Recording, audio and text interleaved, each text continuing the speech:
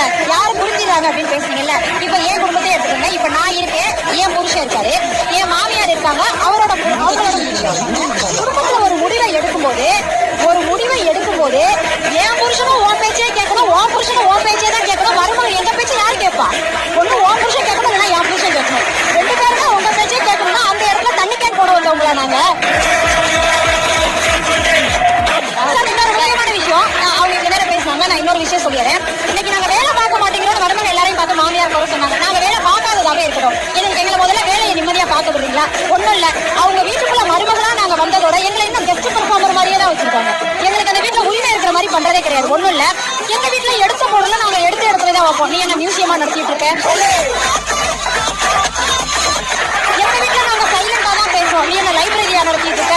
எங்க வீட்டுல நாங்க இந்த மெனுவை தான் சமைப்போம். அது என்ன ஹோட்டலா? வீடு சார், வீடு.